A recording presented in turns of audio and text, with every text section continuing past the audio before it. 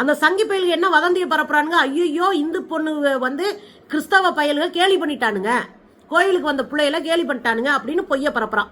அந்த பொய் கலவரமா வெடிக்குது. ஒட்டுமொத்த நாகர்கோயில் டிஸ்ட்ரிக்ட் ஃபுல்லா அடிச்சு நொறுக்கப்படுது. ஒருத்தனை அடிக்கிறாங்க, பலரும் செத்து போறாங்க துப்பாக்கி சூட்ல.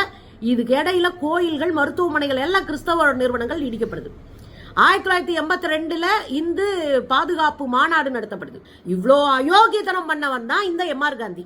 இவ்வளோ பெரிய வன்முறையை தூண்டி அங்கே மக்கள் சாகிறது காரணமா இருந்ததான் எம்ஆர் காந்தி. அங்க இருக்கிற பொன் ராதாகிருஷ்ணன் போன்றவர்கள்லாம், இந்த கும்பல்லாம் சேர்ந்து போலியான செய்தியை பரப்பி வன்முறையை தூண்டி பலரை படுகொலை செய்து இங்க ஆட்சிக்கு வந்திருக்கான்.